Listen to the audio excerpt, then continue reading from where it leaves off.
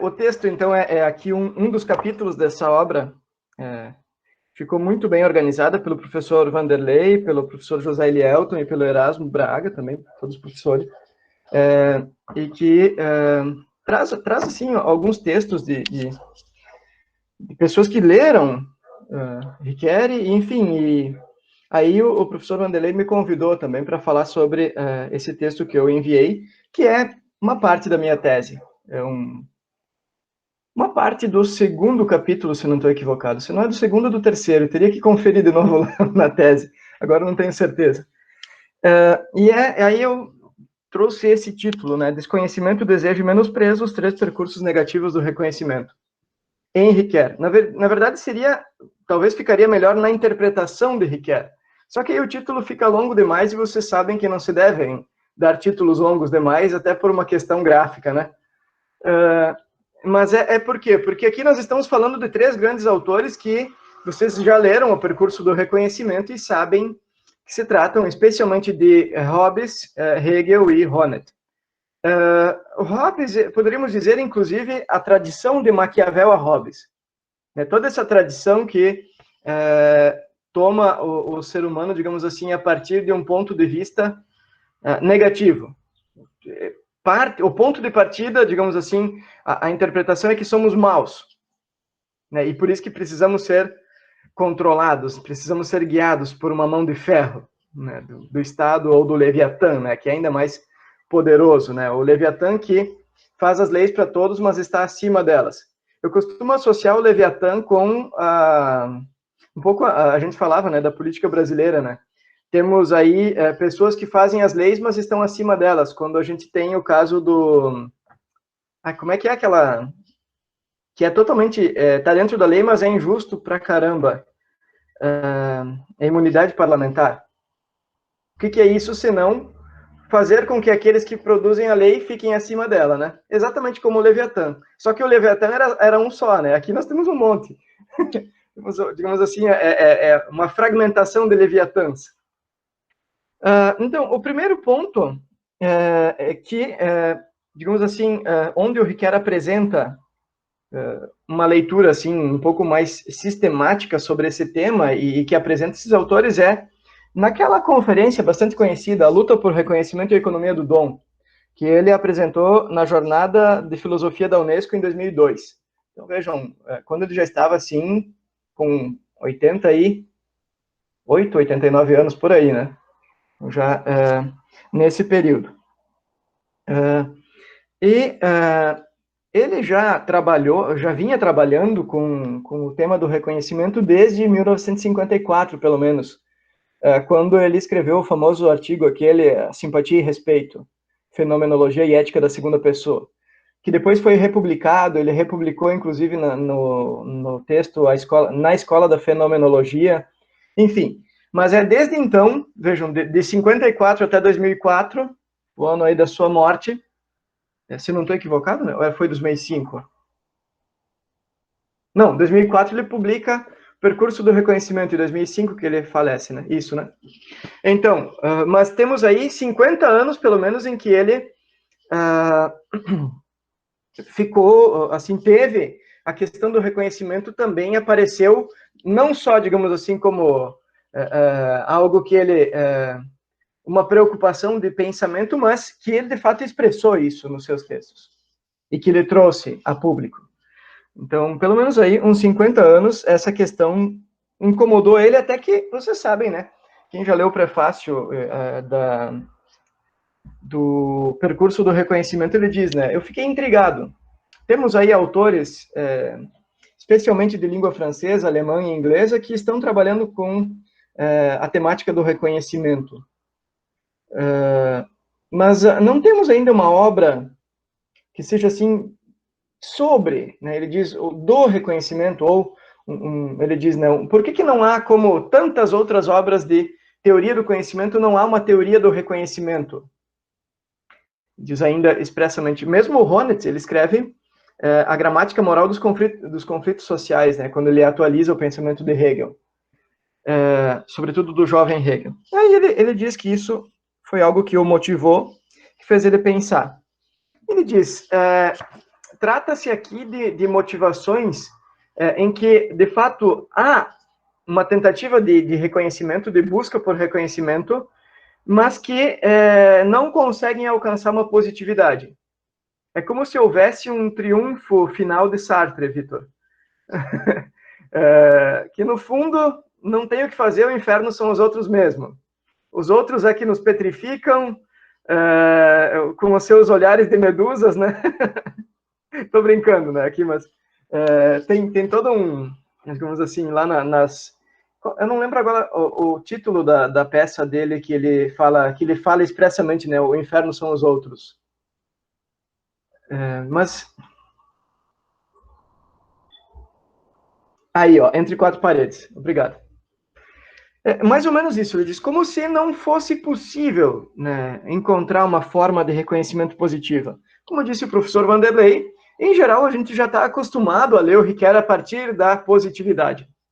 Porque ele tem, digamos assim, essa facilidade de trânsito, ele gosta de transitar entre os autores, de recuperar o melhor, digamos assim, que ele pode, e atualizar o pensamento desses autores para que continue fazendo sentido. E ele tem um tom conciliatório. Poucas vezes eu vi Ricoeur sendo agressivo. Um dos textos em que eu vi ele sendo agressivo é nesse que eu falei antes, de 54, quando ele era mais jovem, digamos assim. Talvez por isso. Em que ele diz que o Kant... Como é que ele diz? Que o Kant, ele tinha uma... como ele chama o Kant de rabugento, com outras palavras. Mas eu não lembro bem aqui qual é o termo exatamente. Depois eu até posso buscar. Mas, em geral, ele é muito conciliador, e por isso a gente está acostumado a ter, digamos, essa visão pacífica de Ricoeur. Inclusive, até aqui, se não me engano, é a última nota desse meu texto, inclusive alguns autores tendem aqui, ó, na nota 37, a considerar que o Ricoeur é meio, assim, utópico, meio, digamos assim... ele pensa uma utopia quase, digamos assim, que não se realizaria, que é algo que não existe, de certa forma. E até tem autores que escrevem, eu vou trazer aqui os títulos, ó. Tem um autor, um italiano, o Vereno Brugiatelli,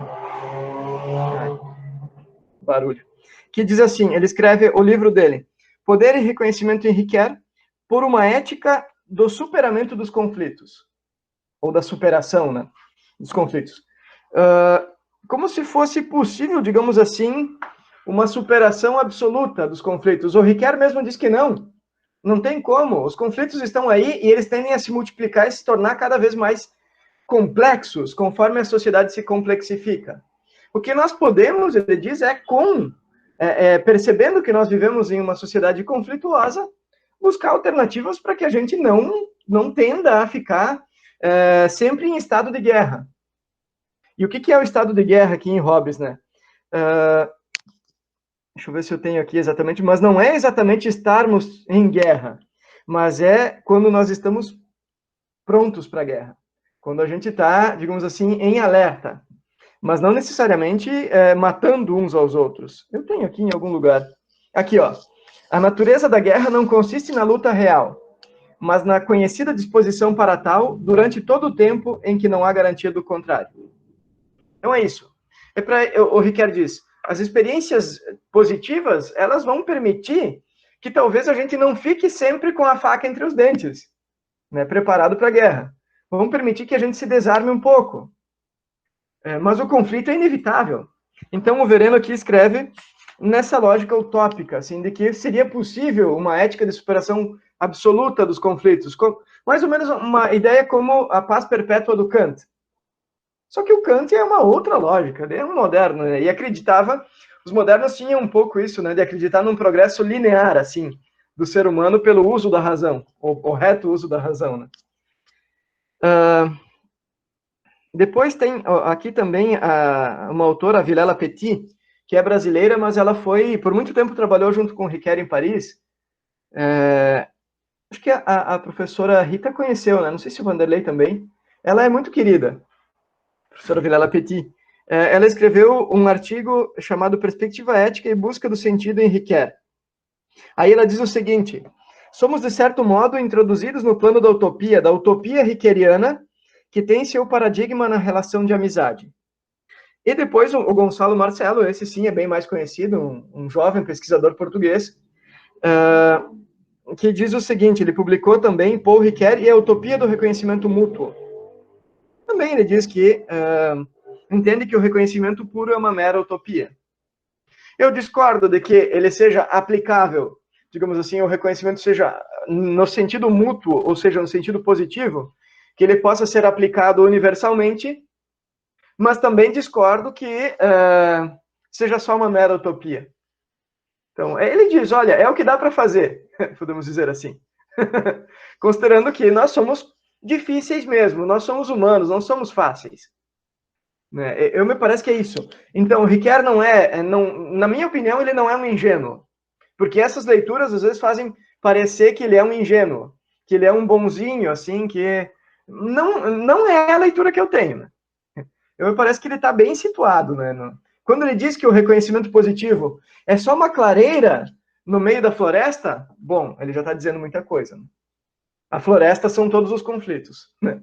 Em que a gente está inserido. E a luta cotidiana para vencer pelo reconhecimento, aquela coisa toda, né? Bom, e aí temos, ele diz, há toda uma tradição que vai de Maquiavel a Hobbes, que traz, digamos, esse emparelhamento. E aqui eu começo a responder a Cláudia. Se é que é possível responder o que ela disse, né? Para que serve essa universalização na ética? Eu acho que serve exatamente para fazer a ética, Cláudia, e para fazer justiça. Mas não para o reconhecimento, porque o reconhecimento vem antes.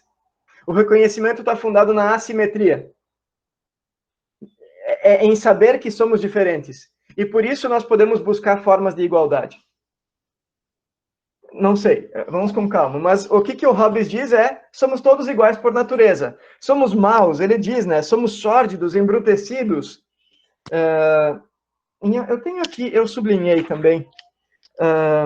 A vida humana é descrita no Leviatã, vejam, como solitária, pobre, sórdida, embrutecida e curta. E nós estamos sempre digamos assim, nessa disposição de entrar em guerra. Sempre com a faca entre os dentes. E por isso que nós precisamos de uma mão de ferro que nos conduza e que tenha como princípio fundamental o quê? Garantir o direito à vida. Essa é a única obrigação do Leviatã. Garantir que as pessoas possam viver. Se o Leviatã, diz o Hobbes, que é o líder do Estado, o rei, o monarca, seja lá como a gente chamar, ele não te garante o direito à vida, então você tem o direito à desobediência civil. É o único caso. Se a tua vida está ameaçada e ele não fez nada, então você tem direito à desobediência civil. E aí, ele diz, somos iguais por natureza. Percebe a universalidade? Era a característica do período aí. Esse universalizar, ele diz, como que somos iguais? Inclusive ele usa em algum momento, não sei se eu sublinhei aqui, mas ele diz que nós somos simétricos, o Hobbes. Porque nós temos as mesmas tendências, a mesma maldade originária e as mesmas tendências de busca por reconhecimento. E ele chama, inclusive, a igualdade originária de... E por isso que é tão importante depois buscarmos a desigualdade originária, ou a assimetria originária em Ricoeur. Porque a resposta tem sido, desde então, sempre se tentou superar Hobbes. Hegel tentou, e assim por diante. E por isso que o Ricoeur vai falar em assimetria originária. Mesmo que seja muito rápido, assim. Porque tem que responder a essa igualdade originária. Aqui ele chama de reconhecimento. Então, o reconhecimento está fundado para Hobbes nessa igualdade. Vejam só como ele diz aqui. Que cada homem reconheça os outros como seus iguais por natureza.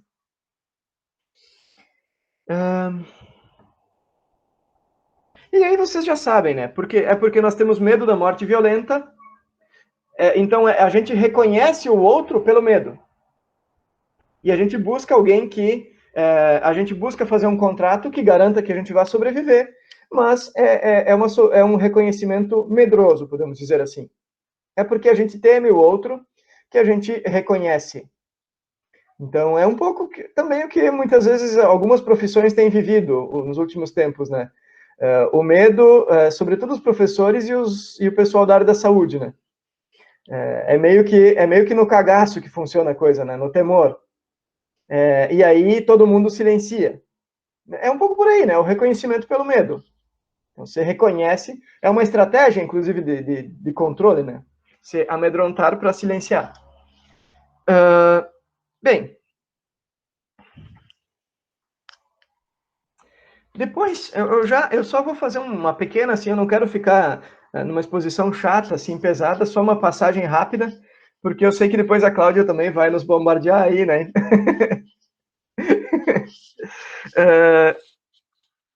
Não, mas estou brincando, Cláudia. Não, é porque, de fato, essa pergunta aí está me fazendo pensar. Te incomodou, né, Paulo? Te Incomodou. incomodou. Porque eu tenho tentação kantiana, Cláudia. E eu não tinha tentação kantiana até não conhecer o professor Christian, Vitor. O professor Christian, lá da Federal de Santa Maria, é um kantiano assim, do primeiro ao último fio de cabelo, do início ao fim, com toda a alma, com todo o Bah, espírito. bah. E ele é alemão ainda, né? Ele veio da Alemanha para trabalhar no Brasil. Então, assim, E aí ele me convenceu, sabe? Eu não tenho muito tentação hegeliana como o Riquelme, eu tenho uma tentação kantiana. Eu tendo a defender ele, Cláudia. Eu sei que você não tem essa tendência, mas.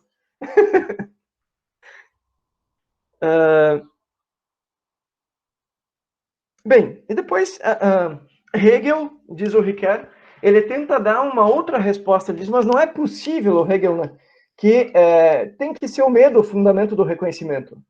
E será que não pode haver um fundamento moral, alguma outra forma de se reconhecer o outro? E isso é que motiva o Hegel também a pensar. E aí, claro, ele vai entrar aqui depois na filosofia hegeliana, nas três formas aqui de entendimento do que é a Anerkennung, né, o reconhecimento em Hegel. Aí tem, primeiro, a questão da consciência, a consciência de si, e que é em si e para si quando é por si, quando e porque é em si e para si para uma outra. Quer dizer, só é como algo reconhecido.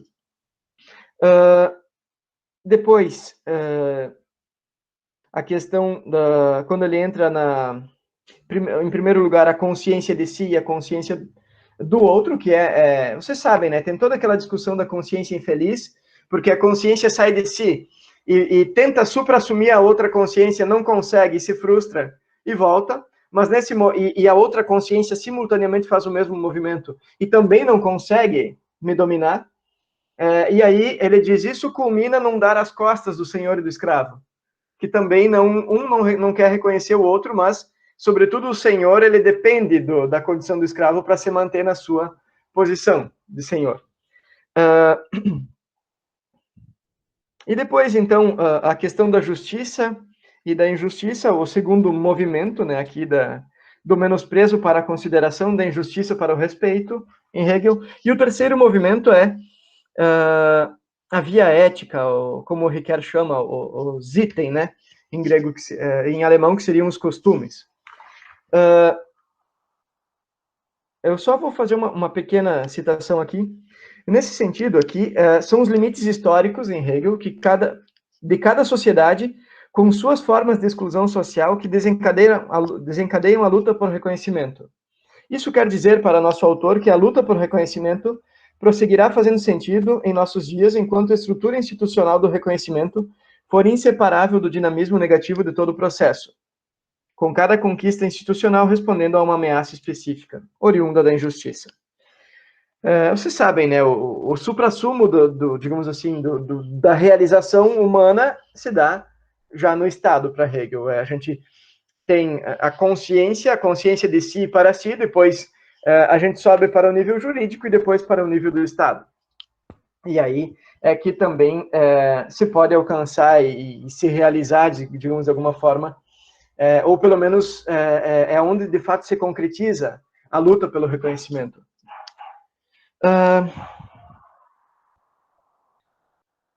Aqui, depois, Ele diz, né, enfim, o que ele quer manter aqui do Hegel? Ele diz, olha, as duas consciências...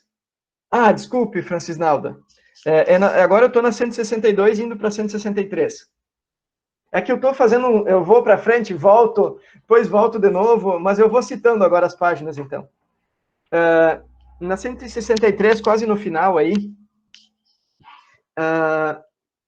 ele faz uma pequena relação aí, ele traz alguns elementos de um outro francês, o Jacques Taminiot, justamente para... comentando essa nota que tem aí do Riquet no meio da página, vejam, a dialética do senhor e do escravo apenas pode chegar a seu termo em um afastamento, numa espécie de dar as costas do senhor e do escravo, os quais se reconhecem um no outro como compartilhando o pensamento. A saída para a luta pelo reconhecimento na fenomenologia do espírito é, então, o estoicismo, em que o senhor escravo, o imperador e o escravo dizem, ambos, nós pensamos, e, como os dois pensam, senhor e escravo são indiferentes. Então, o estoicismo produz um ceticismo em relação ao outro, ao reconhecimento. É um reconhecimento bem negativo. Né? Um reconhecimento aqui que nasce de um desejo de ser reconhecido, mas é um desejo frustrado. Porque, como dizíamos, né, a consciência tenta suprassumir o outro, reconhece que tem um outro e tenta dominá-lo, objetivá-lo, né? Não consegue e se frustra. Então, é sempre... E essa busca de ser reconhecido segue a mesma dinâmica. E aí o Taminiot, aqui com o Riquet, já no final da página 163, diz o seguinte, aqui, diz que, nesses textos, tanto a filosofia real, quanto a fenomenologia do espírito e o sistema da vida ética, esses dois, o sistema da vida ética e a filosofia real, um pouco anteriores, né? Eles, digamos assim, eles estão no germen da fenomenologia do espírito, eles vêm um pouco antes, são os textos do jovem Hegel, como diz o Riquet também. Vejam só o que diz o Taminiot. A ideia geralmente exposta é a seguinte: se nós permanecemos somente no horizonte da luta por reconhecimento, criaremos uma demanda insaciável, um tipo de nova consciência infeliz, uma reivindicação sem fim.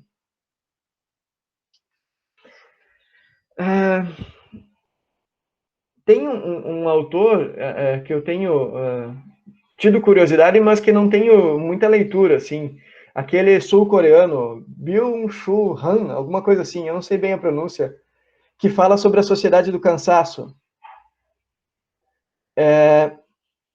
Não conheço, Paulo. Não? É muito interessante, ele tem escrito muito, assim, tem sido bastante citado. Eu não lembro agora o nome da obra, mas eu acho que é a Sociedade do Cansaço, sim. Em que ele diz que essa sensação que a gente tem atualmente de sempre estarmos cansados, esgotados, insatisfeitos, eu acho que tem relação com com essa lógica aqui, a dialética do senhor e do escravo. Essa insatisfação infinita. Que se joga no consumismo e não se satisfaz, se joga em relações superficiais e não se satisfaz, enfim. Mas teria que conferir melhor isso, eu também estou só pensando alto, né? Aí, ó, muito obrigado, Vigevan. Aí, ó, viu só, Cláudia? Aí, ó, a Milena nos apresentou. A Milena pode falar mais, né, sobre o texto aí, ó. Aí, ó, o Vitor trouxe um artigo. O trabalho que nos impropomos como a produtividade nos rouba o prazer e a arte. O Foucault já falou disso também, né? Toda a questão da disciplina, que disciplina os corpos, eles produzem mais, mas se cansam mais e não têm mais satisfação com o que fazem, né? Foi Foucault? Acho que sim, né? Depois vocês me corrijam. Enfim, então, em Hegel, como que se dá esse movimento, então, digamos assim, dessa insatisfação? A afetividade das relações, ele diz. Se nós não somos reconhecidos, ele diz, também na afetividade, na relação próxima, nós também, de certa forma, ficamos insatisfeitos, porque o nosso desejo não é reconhecido. Nas relações contratuais, ele diz, olha, aí funciona de uma forma um pouco mais ficcional. E no fundo, o que acontece, e Cláudia, e quem mais é do direito aí também pode ajudar, pensando em Hegel aqui, na relação contratual ele diz, o que acontece, a justiça faz o seguinte, ela separa o que é meu e o que é teu. Então não tem uma relação aí, na verdade tem uma separação, né, que conserva um ambiente de desconfiança entre os indivíduos envolvidos.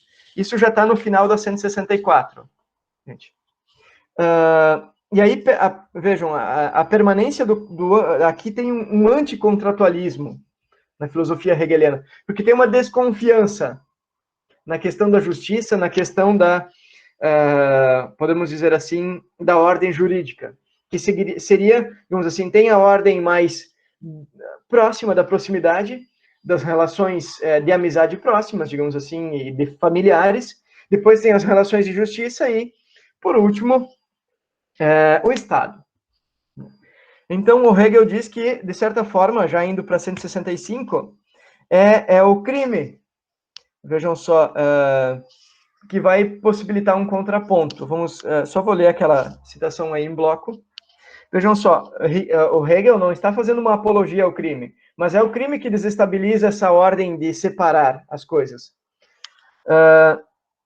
Então, Hegel não está fazendo uma apologia ao crime, mas uma tentativa para compreender como que o crime contribui para a progressão da relação humana, sacudindo a relação simplesmente jurídica, que é, de certa maneira, a denúncia da pobreza espiritual. Permito-me dizer, en passant, que quando em uma sociedade acontece efetivamente a destruição de todas as relações humanas verdadeiramente ligadas à sociedade civil ou à sociedade política, caímos simplesmente nas relações do direito. E é a criminalidade que, de alguma maneira, revela a desumanidade profunda das relações que seriam as relações puramente jurídicas. Bom, eu vou deixar essa para a Cláudia depois, né? Mas, claro, como já dizíamos antes, né? Acima das relações afetivas e contratuais, jurídicas puramente, está o Estado, para Hegel, né? Como o terceiro modelo de reconhecimento. E bem, o Estado, ele, de certa forma, corresponderia à vontade universal. Mas o fato é que, até que ponto, diz o Riquet, e isso é uma questão de grande controvérsia, já no penúltimo parágrafo aí da 165, saber se a construção do Estado hegeliano não está fundada também na desconfiança mútua. E aí, bom, então também não é uma questão positiva. Depois o Honneth vai dizer também, vejam só,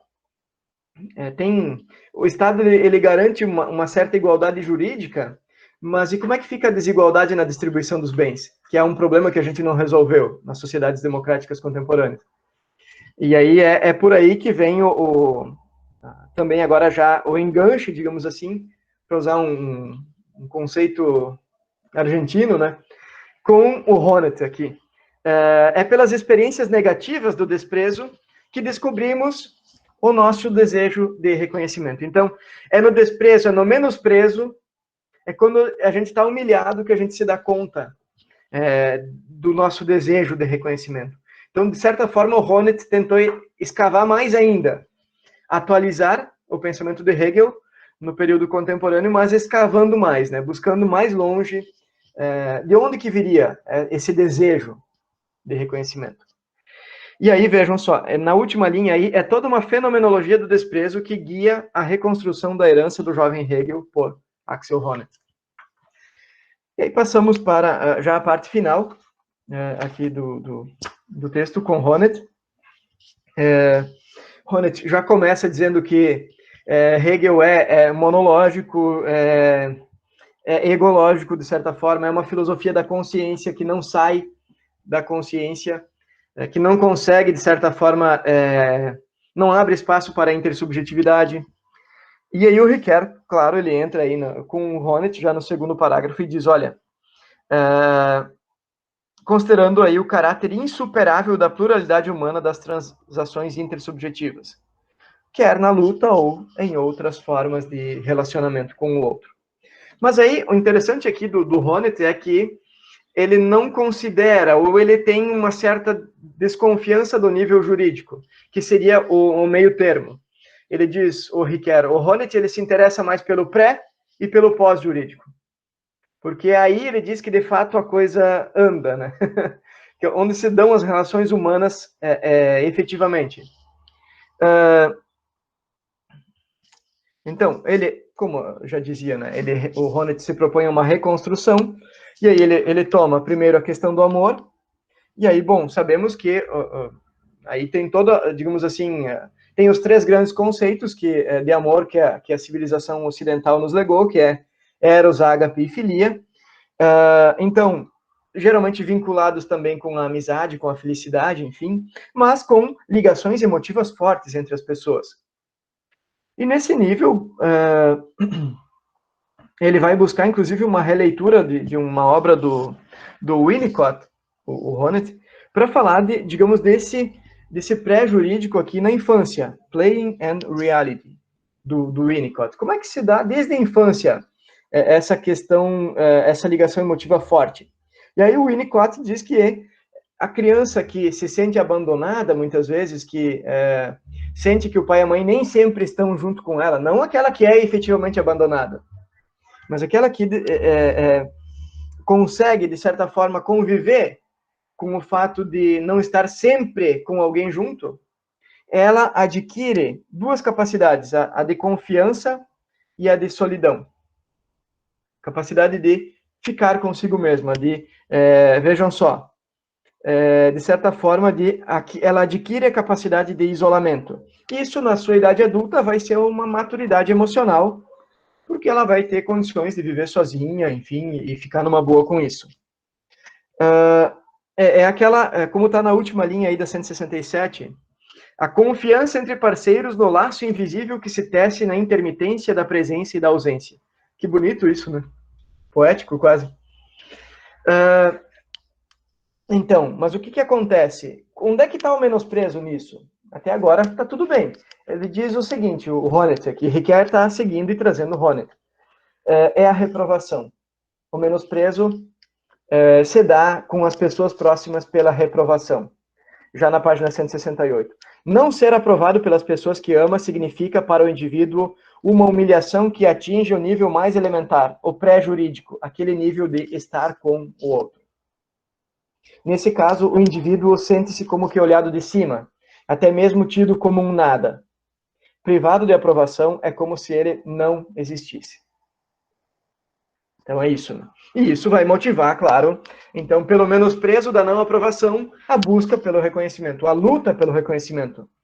É interessante chamar a atenção, eu sublinho depois na página 170, que o subtítulo da obra do Honneth, o título é A Luta por Reconhecimento, mas o subtítulo é A Gramática Moral dos Conflitos Sociais. Então, é isso. Se eu fui menosprezado, então eu já entrei, eu pelo menos já estou em relação de conflito com aquele que me menospreza, mesmo que ele não saiba. Enfim, mas esse subtítulo também diz muito, né? Bom, depois, o segundo modelo, que seria fundado na justiça, ele diz que seria a partir da liberdade e do respeito, mas, enfim, ele diz que seria aqui o caso de um reconhecimento das normas morais e uma observação de que, uma vez que sigamos todas as normas morais, viveremos bem. Acontecerá a reciprocidade se todos obedecerem às normas jurídicas, enquanto indivíduos livres e iguais. E aqui, de fato, ele não traz ele diz porque essa é uma construção, digamos assim, um menosprezo mais significativo. Ele não traz uma busca por reconhecimento, porque, de certa forma, aqui, ele diz, se seguirmos a artificialidade das normas, manteremos, de certa forma, só que é um nível mais artificial, de fato. Agora, o pré-jurídico a gente viu, de fato tem um menosprezo. E no pós-jurídico é o que veremos agora.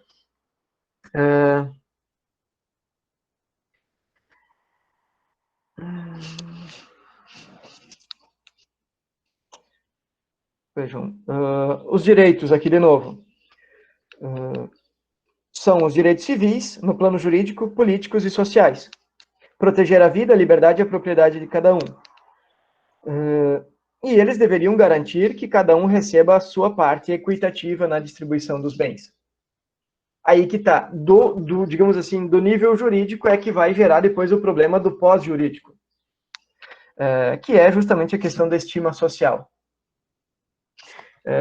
Só para mim recuperar aqui, a estima social já é um conceito que está na 169, mas era aquilo que em Hegel é o Estado, enquanto modelo de reconhecimento. Aqui o Honneth vai trazer como o modelo de reconhecimento como a estima social.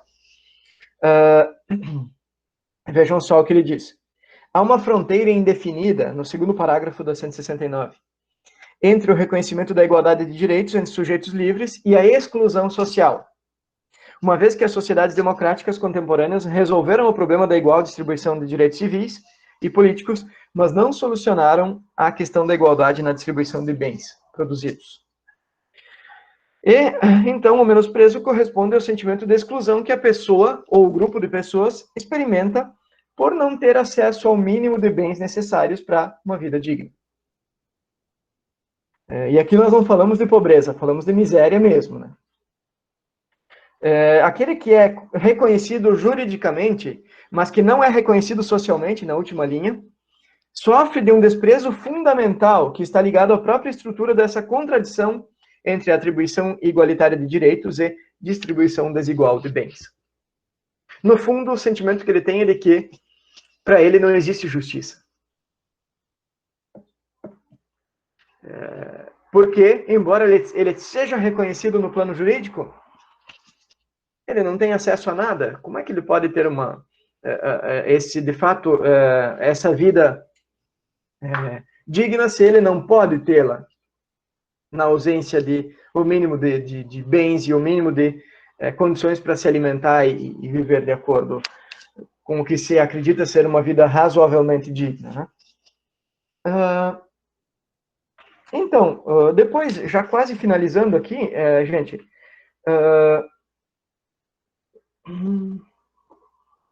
o menosprezo é responsável pela gênese do conflito, e o Honneth, o trabalho dele, subsequente a Hegel, é justamente a noção de conflito como destruidor de reconhecimento. E aí aqui, de fato, é a grande questão para Hegel, né? Como que se pode, o conflito, ele tem uma origem já bem situada, né? E lutamos entramos em conflito porque não temos os direitos reconhecidos. E lutamos, criamos mais conflito por causa do menosprezo e do nosso desejo. Sentimos o menosprezo lá no profundo da nossa alma e queremos o reconhecimento. Lutamos por ele. Ele diz por isso que o conflito, ele pode ser o destruidor do reconhecimento. Se permanecermos sempre no conflito. E bom, para Ricoeur, a questão é identificar se os conflitos decorrentes da permanente luta por reconhecimento significam a única possibilidade de ser reconhecido. E aí aqui a gente volta depois para o reconhecimento positivo. Olha aí, a releitura dos textos de Hegel em Iena e a reinterpretação contemporânea deles conduziram a um momento de perplexidade que resumo do seguinte modo. O ser reconhecido da luta pelo reconhecimento não é tema de uma busca indefinida, criando a figura da insatisfação infinita? É uma expressão hegeliana que isto esteja sob os traços negativos de uma negação insaciável ou positivos de uma reivindicação sem limites. Então, uma espécie de infelicidade da consciência como produto da civilização. É isso aí. E por isso que eu estava pensando alto com o filósofo sul-coreano, a questão da sociedade do cansaço. E não sei se dá para vincular isso, enfim. Mas será que não, de certa forma, se a gente cede a isso, e a gente pode observar, o próprio filósofo esse, o Han, Byung-Chul Han, eu pronuncio assim, não sei se é bem assim, Quando ele observa que, e ele diz, inclusive, não sei se é nesse artigo que o Vitor compartilhou conosco ou outro, que a grande epidemia do século XXI não é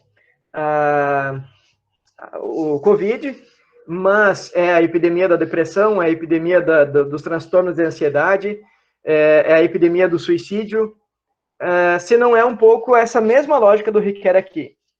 Uma sensação de insaciabilidade infinita.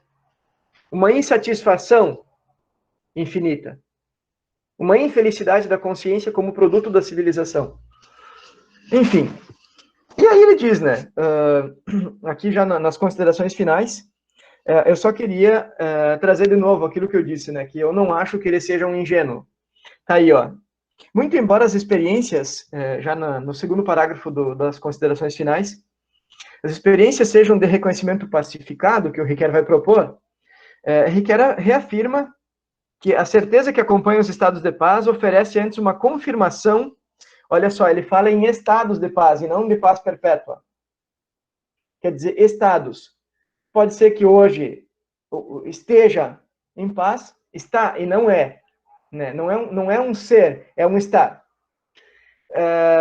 Pode ser que os estados estejam hoje de paz, ele diz que até os estados de paz e aquilo que se faz de bom pode até irradiar para outras pessoas, pode irradiar de um estado para outro, ele diz de um país para outro. Mas não significa que os conflitos acabarão. Né? O que ele diz aqui? Ó? Nos oferece, na verdade, uma confirmação de que a motivação moral das lutas pelo reconhecimento não é ilusória. Ela faz sentido.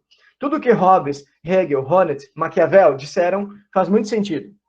E é por isso ele diz que o que eu vou propor é nada mais do que uma trégua, uma melhoria ou uma clareira. Então, ali, a primeira consideração que eu vou fazer em relação a essa citação da página 168 é que, isso é o Ricoeur falando, né? A posição formalista do pensamento kantiano também traz consigo uma certa proibição do prazer e da felicidade. Talvez isso me fez lembrar do Aloísio no encontro passado. O Kant, né? A sombra do Kant. E talvez por isso, porque parece que Kant não admite que nós sejamos movidos pela felicidade. Ao contrário, como faz Ricoeur, de como admite Aristóteles. Então, para o Ricoeur, a herança deontológica kantiana se caracteriza como uma pretensão à universalidade por um efeito de constrangimento advindo do uso da razão. Em Kant, a razão não nos foi dada com o objetivo de proporcionar a felicidade. Essa fraqueza, isso seria uma fraqueza, baseada na satisfação de nossas inclinações e necessidades. Ocorre que tal concepção nos deixou de herança a sensação de embaraço ou de culpa diante dos sentimentos de contentamento, sorte, deleite. Nesse sentido, eu vou citar Hugo Valente de Abreu, afirma que a moral kantiana é certamente herdeira de posturas teológicas. Eu acho que eu já havia dito isso aqui no grupo. Fazendo-nos, assim como a moral cristã, sentir culpa quando a gente experimenta sensações de alegria ou de felicidade. Pode baixar aí, professor.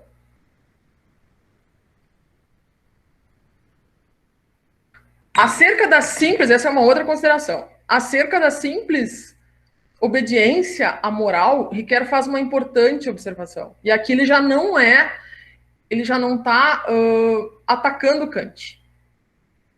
Eu acho que ele está salvando Kant. O que está fundamentalmente em jogo na perspectiva da moralidade é precisamente um posicionamento do desejo de viver bem.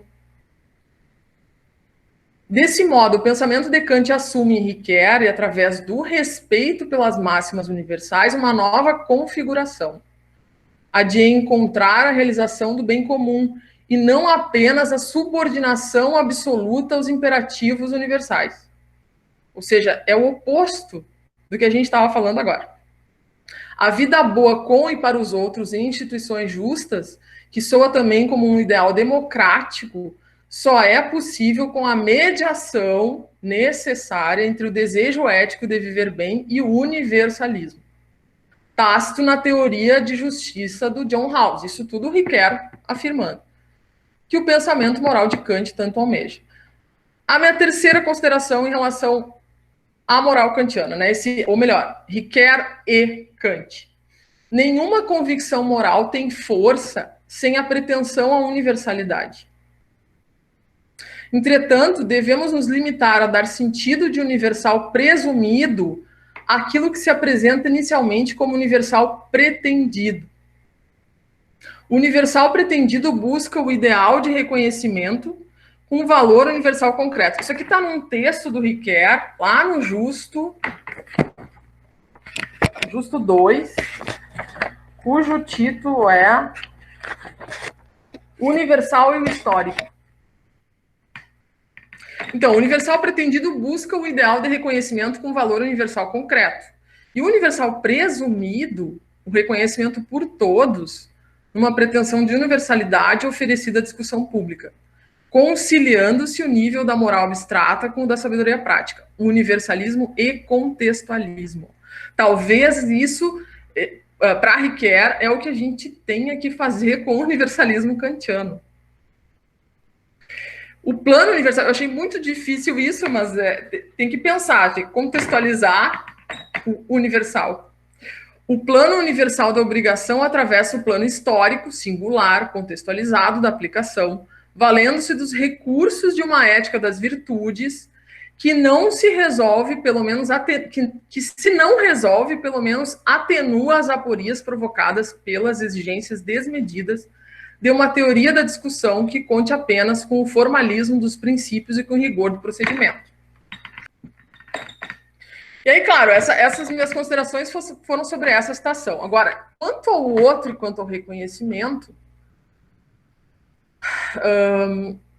quando eu fiz agora, recentemente, eu fiz um projeto de pós-doutorado, submeti a uma chamada do CNPq, e eu achei lindo que enquanto eu li os pareceres, assim, veio elogiando o meu projeto, mas assim, colocando lá nas alturas, eu feliz da vida. Meu projeto foi aprovado, quando chega no final, diz assim, mas o teu currículo, tu está sendo muito pretensiosa para um pós-doutorado, porque o teu currículo para pós-doutorado não serve, não tem produção suficiente. Mas, enfim, então isso que está aqui, eu já tinha trabalhado nesse projeto. Porque eu estou tentando fazer agora o reconhecimento, trabalhar agora o reconhecimento da mulher a partir da teoria do reconhecimento do Ricoeur. Então, eu achei, lendo as feministas agora, eu recém comecei a ler, eu estou bem crua no feminismo, né? Porque é tanta coisa nova e é difícil, assim, eu achei complexo. Olha, eu não imaginava que existia tanta coisa sobre o feminismo. Existia tantas novas teorias sobre o feminismo, né? Mas me parece que é a Butler, a Judith Butler, que está encabeçando essa... E aí eu vou citar aqui, tem um trecho que eu tirei de um outro artigo que parece que ela se afina com o Ricoeur. Vamos ver. Mas aí eu tomei primeiro a Lucide Garay, tá? Que se aproxima também do Ricoeur, pelo menos é o que eu defendo, botei ali, eu defendo eu, né? Ela vai afirmar que o sujeito filosófico, desde então mais sociológico, tornou-se moderadamente menos imperialista. O que significa isso? Para ela vai significar que se admitiu que existem identidades diferentes da sua. Crianças, loucos, aí, selvagens, operários, por exemplo. A gente pode pensar no primeiro momento que isso não é evolução nenhuma, mas ela está defendendo o que é. Por quê? Porque a partir disso foi-se capaz de perceber a existência de diferenças empíricas merecedoras de respeito. Ninguém é igual. Importa debruçar-se um pouco mais sobre o outro e sua diversidade. Parece que aqui também a gente sai da objetificação do outro. Todavia, ainda que tenhamos avançado na seara do reconhecimento do outro, um potencial humano universal, digno de respeito, Irigaray acha pouco provável que a tradição tenha de fato evocado, enfrentado a questão de quem ou o que realmente representa esse outro. E, de fato, quem é esse outro? É difícil sair ainda das teorias de reconhecimento na luta. Para ela, não realizamos essa revolução da passagem da afirmação de si como outro ao reconhecimento do ser humano como outro, do que decorre uma ilusão quanto à alteridade. Olha, fala ilusão quanto à alteridade. Ainda cega as diferenças e a real condição desse outro, se não vejamos.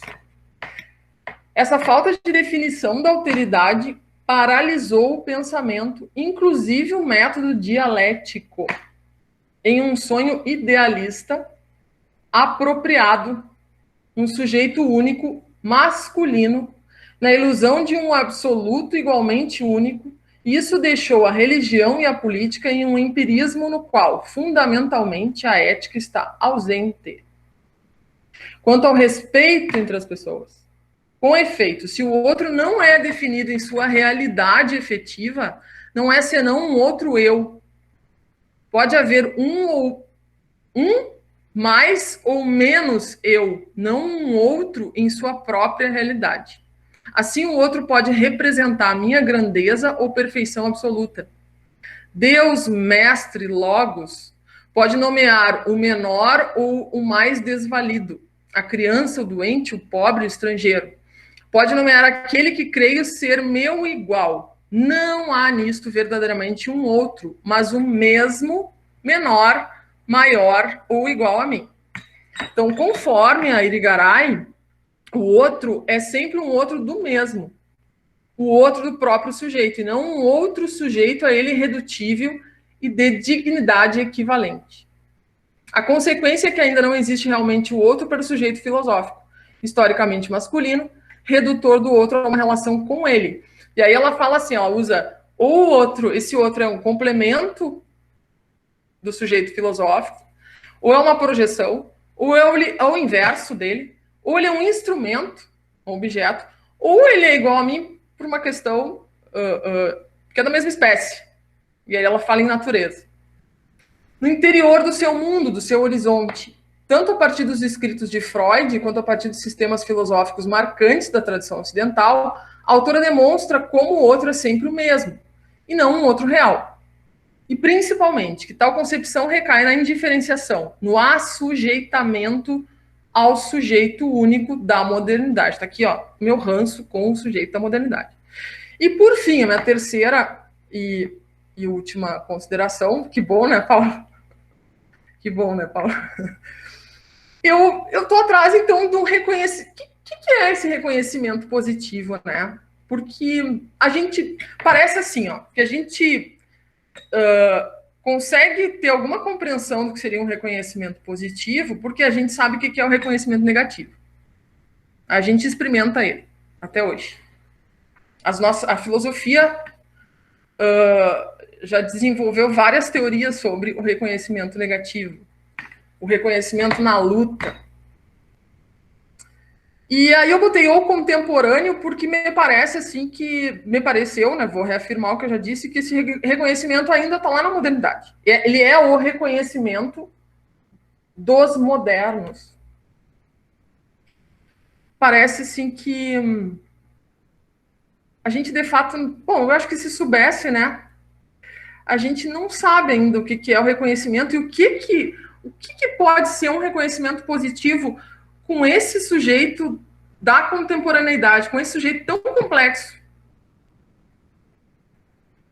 E me parece assim que um sujeito até mais escancarado, né? Ele não é um sujeito fechado. Então, ali eu citei um artigo que me surpreendeu quando eu li, estava buscando fonte na internet, e aí tem uma revista que é Sociedade e Estado. E nessa revista tinha um artigo dessa professora Celi Regina Jardim Pinto, que é doutora em ciência política aqui na URGS, na Universidade Federal do Rio Grande do Sul. E num artigo que ela intitulou O que as teorias do reconhecimento têm a dizer sobre as manifestações de rua em 2013 no Brasil, lembrando que essas manifestações de rua foram aquelas manifestações contra o aumento das tarifas de transporte público, que levou a rua não só as pessoas que estavam contra as tarifas, como também pessoas que se opunham radicalmente à política. E aí isso chamou a atenção dela, enfim, ela foi investigar como que então essas teorias, o que essas teorias teriam a dizer sobre isso. E aí ela pegou 3 teorias de reconhecimento, tá? Da Nancy Fraser, do Roné e da Judith Butler. Então, para analisar esse acontecimento, ela teve como aporte teórico essas 3 teorias. Então, ela descreve nesse artigo pontos centrais da teoria do reconhecimento de cada um deles e vai apontar as possibilidades e os limites de sua aplicação no estudo dessas manifestações.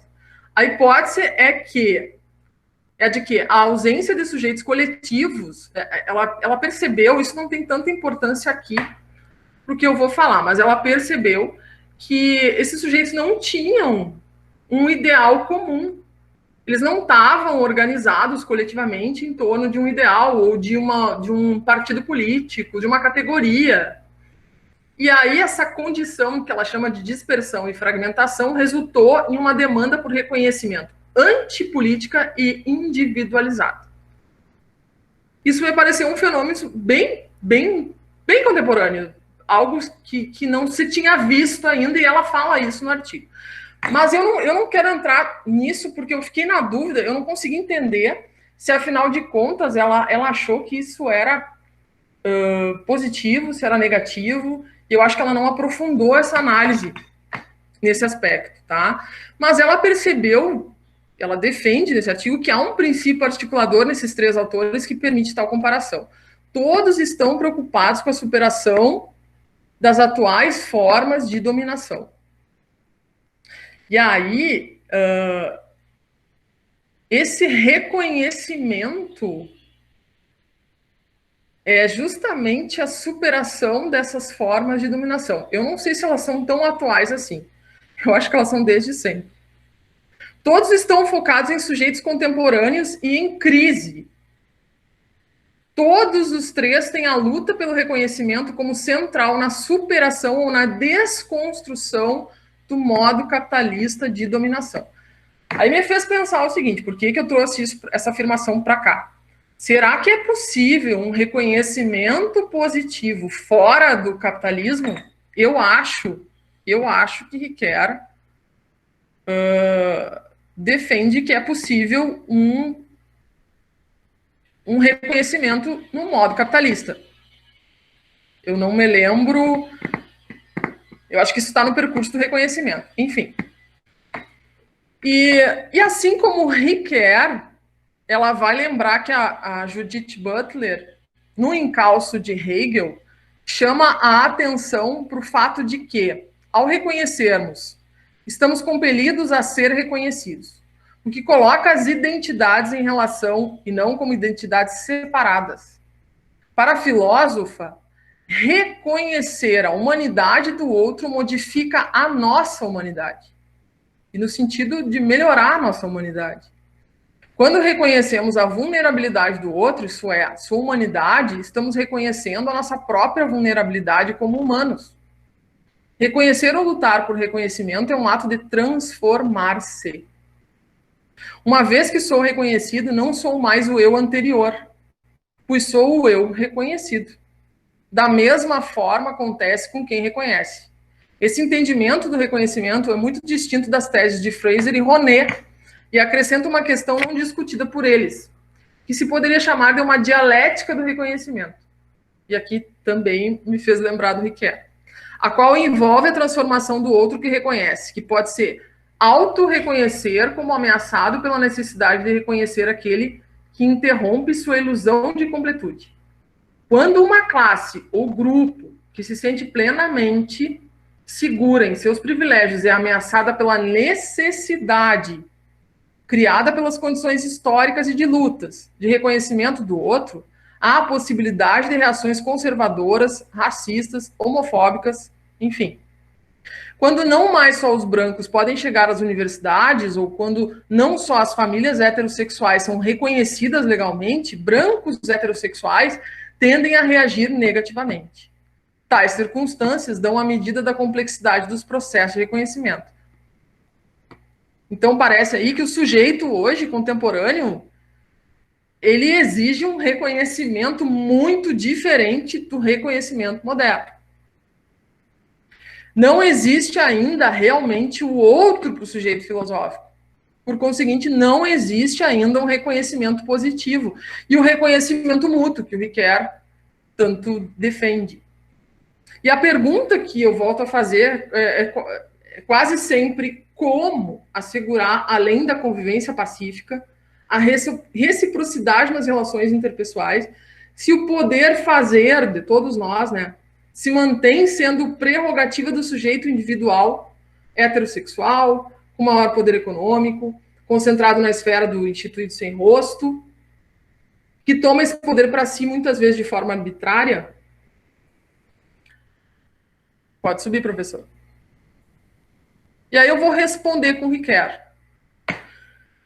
Na relação de dissimetria, no primeiro momento, isso está lá no si mesmo, está no justo também, já não é assim no percurso do reconhecimento. Mas na relação de dissimetria, além da finalidade ética assegurada pela categoria da solicitude, possuímos o dever por respeito de preservar a reciprocidade e de afirmar: tu também és capaz de começar alguma coisa no mundo, de agir por razões, de hierarquizar tuas preferências, de avaliar os objetivos da tua ação. E ao fazeres isso, és capaz de estimar-te a ti mesmo, assim como eu me estimo. O bom é o critério por trás da solicitude. A obrigação é o critério por trás do respeito. Esse é o jogo que o Ricoeur defende da pequena ética entre solicitude e respeito. A igualdade entre desiguais é sustentada na solicitude. O imperativo da pessoa como fim e não como meio, eu acrescento, é sustentado no respeito. Não há qualquer garantia de reconhecimento sem passar pela questão das minorias.